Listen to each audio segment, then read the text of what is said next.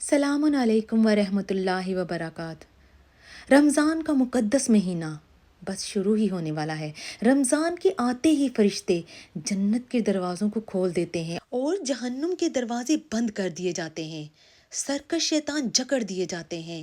मगर ये सब ही नहीं, बल्कि अगर रमज़ान ने क़यामत के दिन इंसान के नफ्स का सारा हाल बताया तो रमज़ान उसी के खिलाफ गवाही देगा। ऐसे बहुत से टॉपिक हैं जो आपके लिए जानना बहुत ही ज़रूरी है।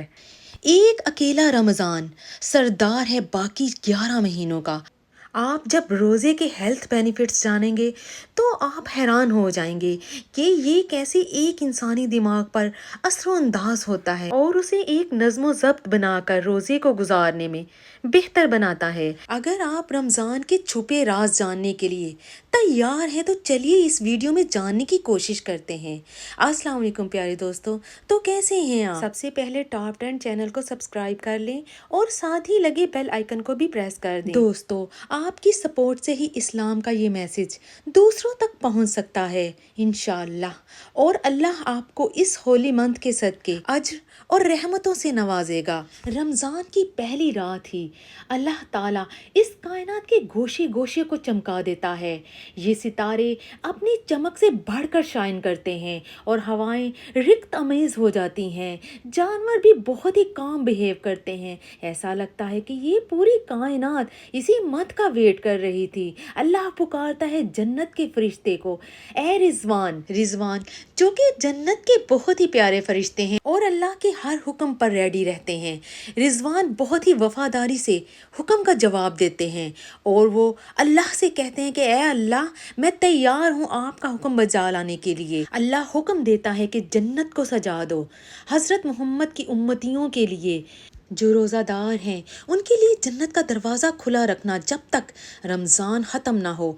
इसी पर फरिश्ता बहुत ही खुश होता है। वो ये जानकर भी खुश होता है कि ये बहुत ही बड़ा और स्पेशल मौका है कि वो अल्लाह के प्यारे नबी हज़रत मोहम्मद सल्लल्लाहु अलैहि वसल्लम के चाहने वालों की खिदमत करे। फिर वो फरिश्तों की टीम को इकट्ठा करता है और फिर वो जन्नत को सजाते और आरास्ता करते हैं।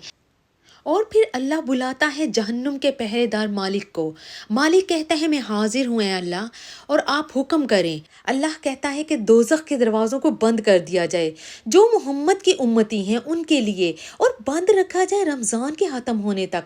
मालिक अपनी ड्यूटी को बखूबी समझता है और फिर खुद ही इस काम को यकीनी तौर पर करता है कि मोहम्मद की उम्मती में से कोई भी दोज़ख में दाखिल नहीं होगा जब तक रमज़ान है।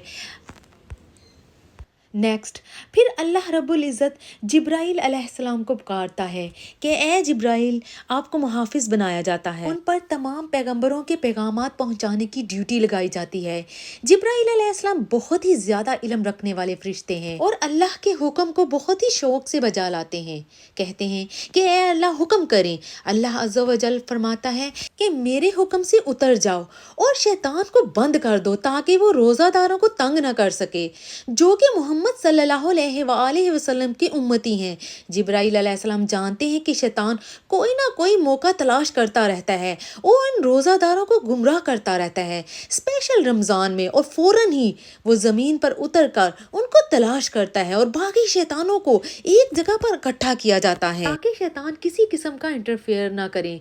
पूरे रमज़ान में अल्लाह के मानने वालों को अल्लाह फिर रहमतों की बारिश करता है जो उसका हुक्म बजा लाते हैं। हर दिन अल्लाह के मानने वाले इस आग से बचे रहेंगे। अल्लाह ने हर आसमान पर एक फरिश्ता मुकर्रर किया है और इन फरिश्तों के पर मुरजान, मोतियों और कीमती जवाहरात से मुज़य्यन होते हैं। अगर वो पर खोले तो एक पर मशरिक और दूसरा मगरिब की तरफ होता है और फिर सदा आती है कि कोई है तौबा करने वाला, उसकी तौबा कबूल की जाएगी, और कोई है मांगने वाला, उसकी दुआ कबूल की जाएगी, और कोई है मुसीबत में गिरफ्तार तो उसको निजात मिलेगी। अल्लाह रब्बुल इज़्ज़त सब कुछ माफ़ फरमाएगा। अल्लाह पुकारता है जो तुझे चाहिए वो मांगो।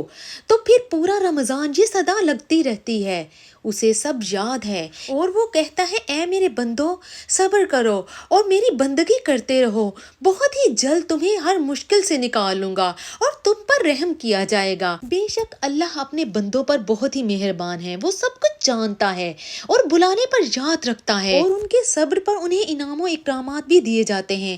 اپنے بندے کو تاکید کرتا ہے کہ اس کی بندگی کرتے رہیں، اللہ کا یہ وعدہ ہے کہ وہ سب کو مشکلات سے نکال لے گا اور بہت ہی جلد تم پر رحمت اور سخاوت ہوگی۔ رمضان کی ایک ایسی بابرکت رات جو کہ شب قدر کی رات ہے، حضرت جبرائیل علیہ السلام فرشتوں کے ساتھ زمین پر اترتے ہیں اور ان کے لیے دعا کرتے ہیں جو اللہ کی بندگی کرتے ہیں اور دل سے معافی مانگتے ہیں۔ یہ رات جو رحمتوں سے بھری ہے، لیلۃ القدر کی رات ہے، اور جو لوگ اللہ کی بندگی اور عبادت میں مصروف رہتے ہیں اللہ انہیں بے تحاشا انعامات سے نوازے گا۔ رمضان کی پہلی رات جو حکم اللہ نے رضوان کو دیا اور جو حضرت جبرائیل علیہ السلام کو دیا کہ سب طرف رحمتوں اور برکتوں کی بارش کر دو، بے شک وہ عطا کرتا ہے اپنے بندوں پر جو کہ بندگی کرتے ہیں اللہ کی اور صبر کرتے ہیں روزے کی حالت میں۔ روزہ دار کو اور جو لوگ اللہ کو یاد کرتے ہیں ان کے لیے بے حساب اجر و ثواب ہے۔ کیا ہے رمضان؟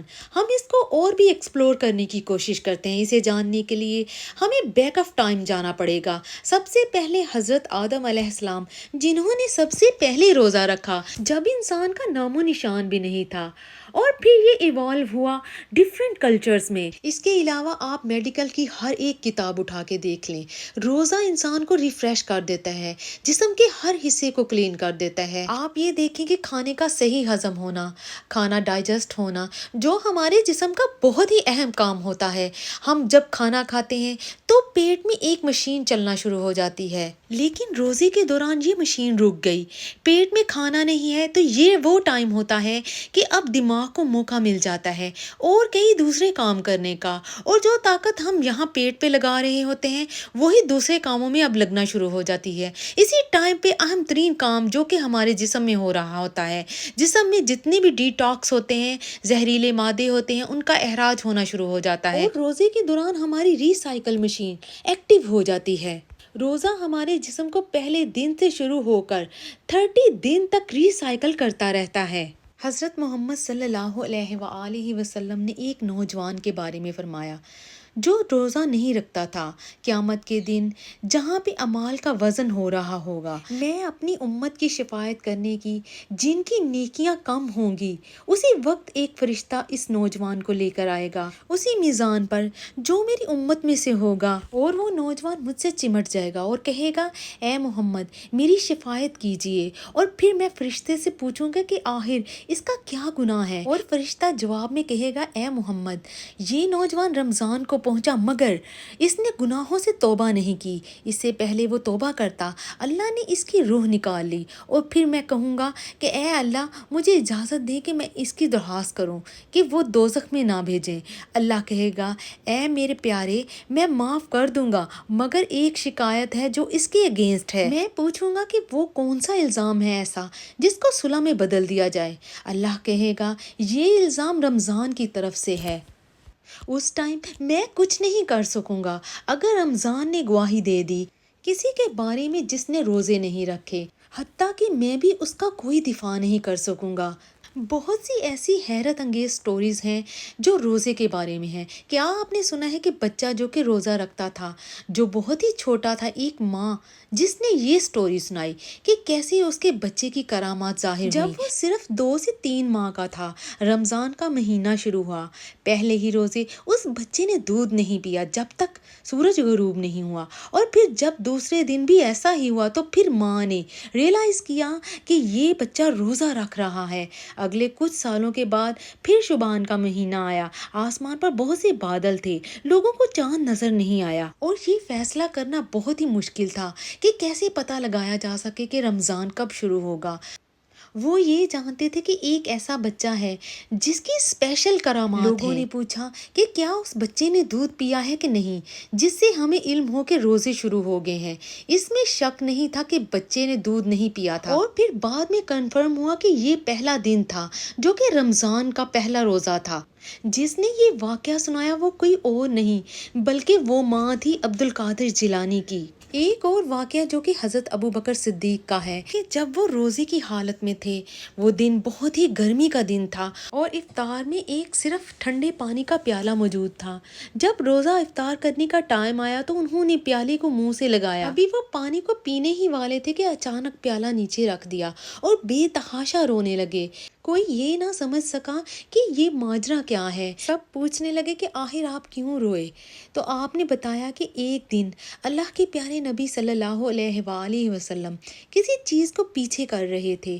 ایسا لگتا تھا کہ ان کے سامنے کچھ تھا اور وہ فرما رہے تھے کہ چلا جا۔ میں نے پوچھا، اے اللہ کے نبی، یہ آپ اپنے ہاتھوں سے کس کو پیچھے کر رہے ہیں؟ اس کا کیا مطلب ہے؟ آپ نے فرمایا کہ دنیا میرے پاس آئی اور کہا کہ مجھے ایکسیپٹ کر لو۔ میں نے کہا نہیں، کہ تم مجھے قبول نہیں کر سکتی۔ اور پھر دنیا نے جواب دیا کہ میں بھی قسم کھاتی ہوں کہ تم مجھ سے بچ بھی جاؤ اور پھر جو آپ کے بعد آئیں گے وہ مجھے قبول کریں گے۔ اس ٹائم حضرت ابوبکر کو یہ بات یاد آئی ٹھنڈا پانی پینے کے وقت۔ میں حیران ہوا کہ میں بھی انہی میں سے ایک ہوں جو کہ دنیا کو قبول کرتے ہیں، حالانکہ یہ وقت افطار کا تھا۔ یہاں تک کہ ٹھنڈے پانی پینے کا سادہ سا عمل بھی ان کو متاثر کر گیا اور ایک چھوٹے سے پانی کے گھونٹ نے سب کچھ یاد کرا دیا۔